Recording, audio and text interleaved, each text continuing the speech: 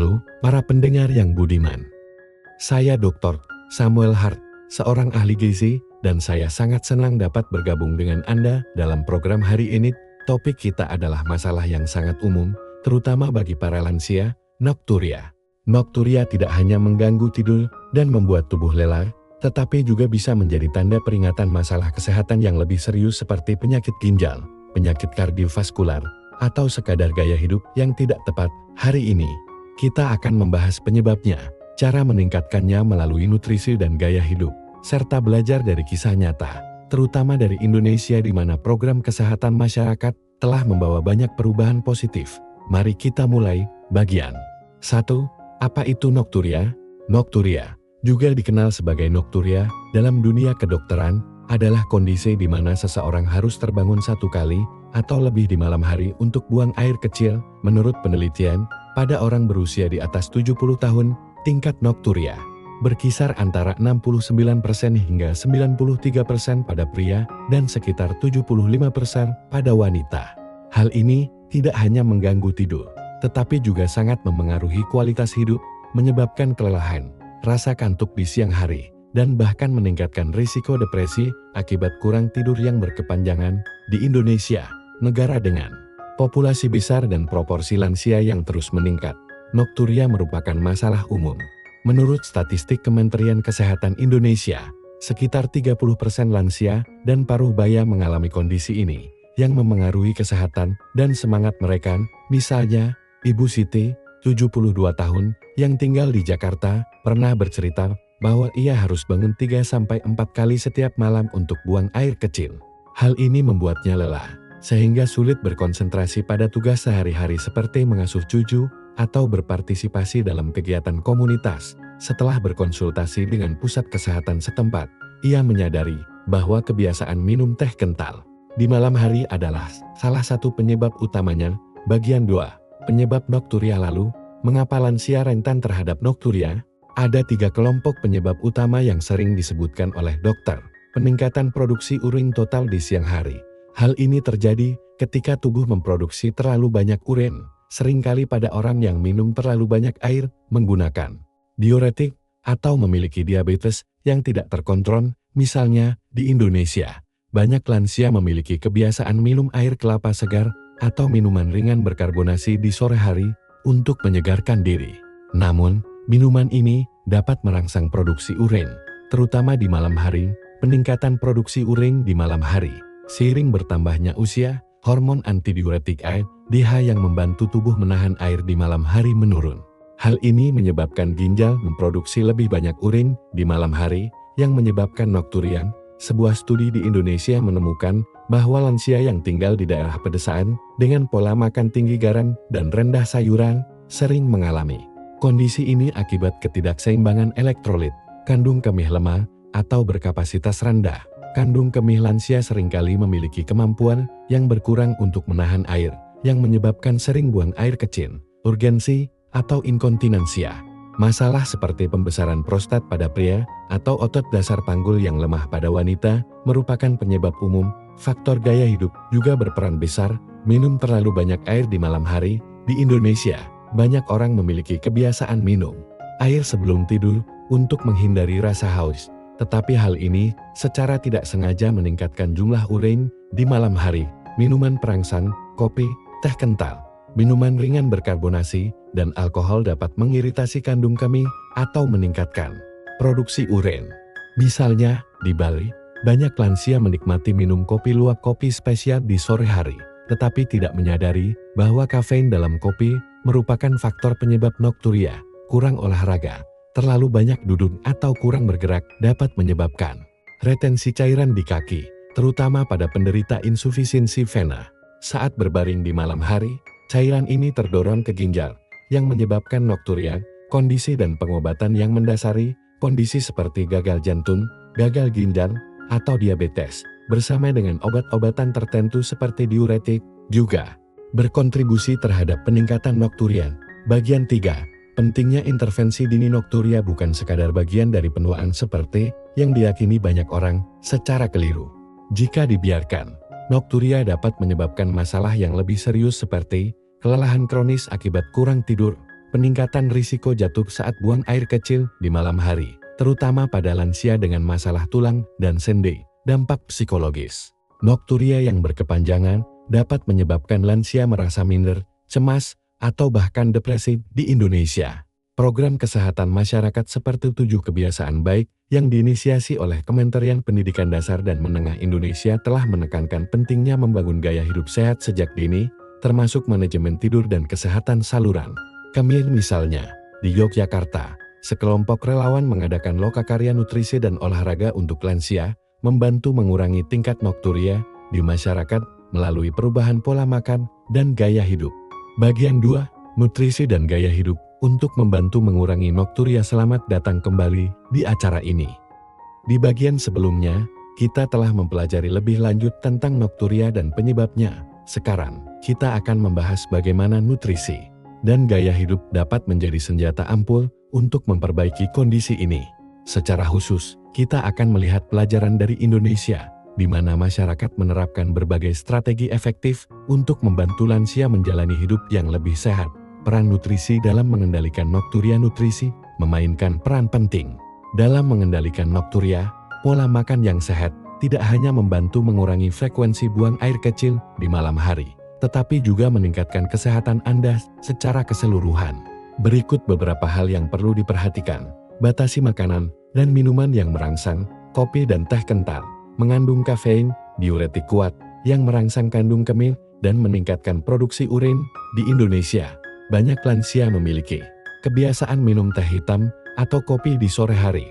Namun, penelitian menunjukkan bahwa mengurangi asupan kafein di sore hari hingga 50% dapat secara signifikan mengurangi frekuensi buang air kecil di malam hari hanya dalam 2 minggu. Minuman ringan berkarbonasi. Minuman ini mengandung gula atau pemanis buatan yang dapat mengiritasi kandung kemih. Di Indonesia, minuman ringan seperti teh botol populer, tetapi lansia harus membatasi konsumsinya di malam hari.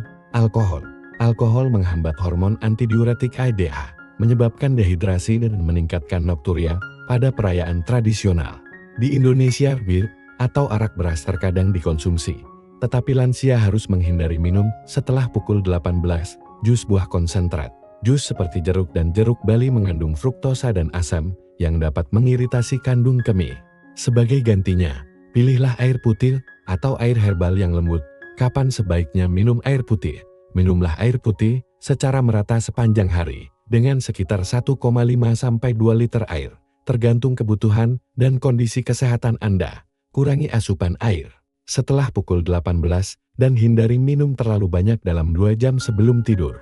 Misalnya, di Bandung, sebuah program kesehatan masyarakat menganjurkan lansia untuk mencatat asupan air mereka guna menyesuaikan kebiasaan mereka, yang membantu mengurangi frekuensi buang air kecil di malam hari hingga 30% setelah 1 bulan. Yang tepat, tingkatkan serat. Serat membantu mencegah sembelit, faktor yang meningkatkan tekanan pada kandung kemih.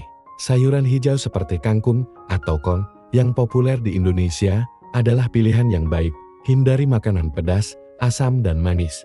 Hidangan seperti sambal atau rendang harus dibatasi di malam hari karena dapat merangsang kandung kemih. Malam ringan. Makan malam yang berat dapat menekan organ dalam Anda, sehingga meningkatkan keinginan untuk buang air kecil.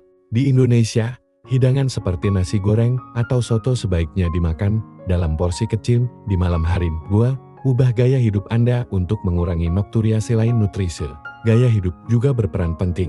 Berikut beberapa strategi spesifiknya. Buat catatan harian urin dan air. Catat waktu Anda minum air, jenis minuman, dan berapa kali Anda buang air kecil setiap hari. Ini membantu mengidentifikasi faktor-faktor penyebab nokturia. Misalnya, Bapak Budi, 68 tahun di Surabaya, setelah mencatat selama 2 minggu, menemukan bahwa minum air kelapa di malam hari membuatnya buang air kecil 4 kali dalam semalam. Setelah disesuaikan, ia hanya buang air kecil sekali. Sesuaikan kebiasaan minum Anda. Utamakan minum air putih atau minuman herbal seperti teh kamomil, teh jahe rendah gula.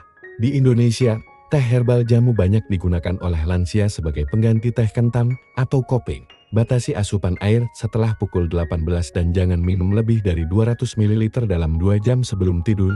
Tingkatkan aktivitas fisik. Luangkan 20-30 menit sehari untuk aktivitas seperti berjalan kaki, yoga, atau aerobik.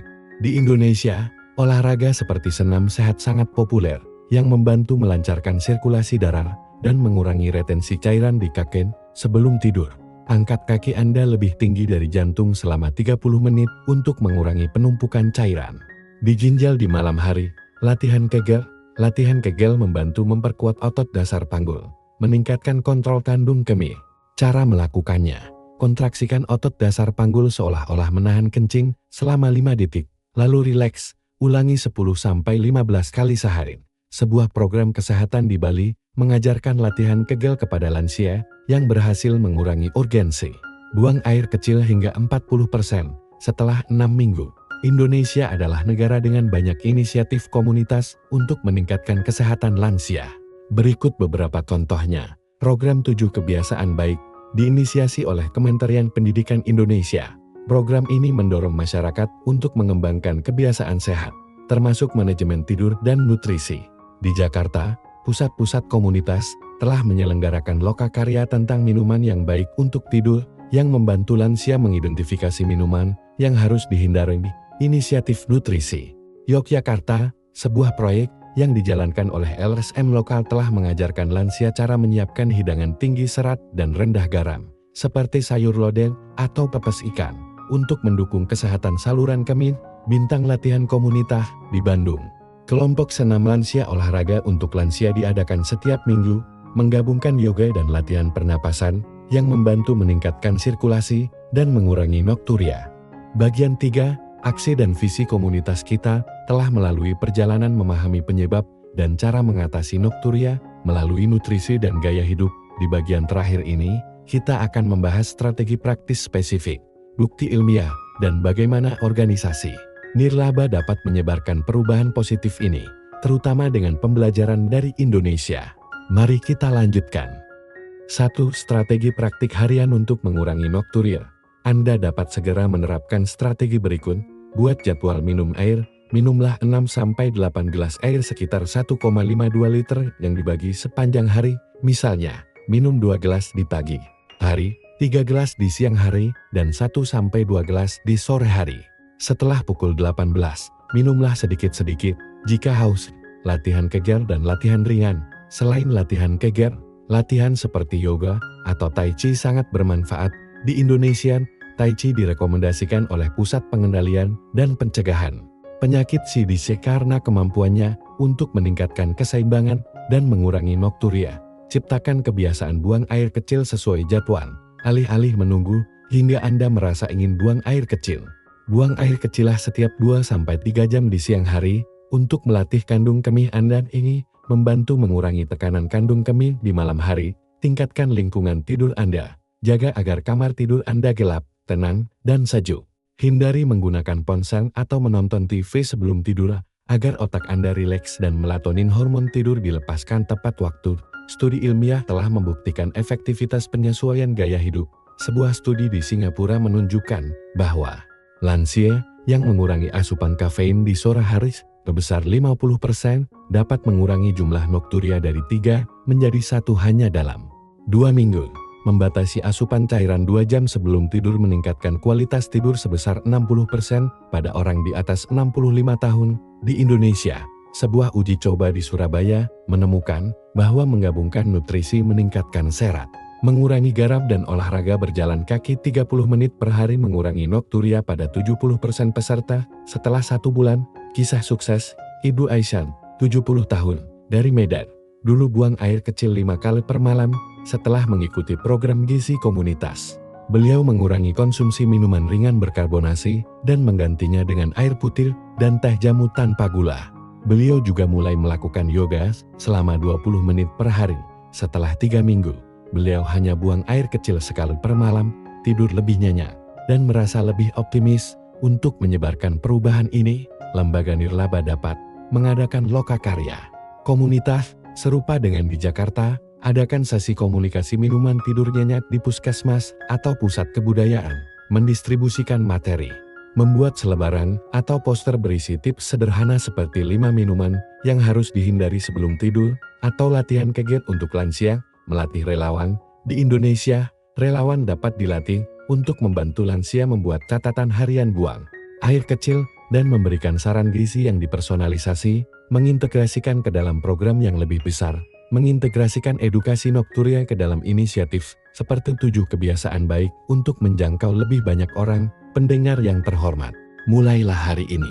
Selama 2 minggu ke depan, cobalah mencatat asupan air dan frekuensi buang air kecil Anda. Kurangi kopi atau teh kental di sore hari, dan jalan kaki 20 menit setiap hari. Bagikan hasil Anda dengan keluarga, teman, atau di pusat kesehatan setempat, untuk bersama-sama membangun komunitas yang lebih sehat. Terima kasih telah mendengarkan program hari ini. Mari kita praktikkan dan sebarkan kebiasaan sehat bersama, untuk tidur yang lebih nyenyak dan kesehatan yang lebih baik. Sampai jumpa di program-program berikutnya.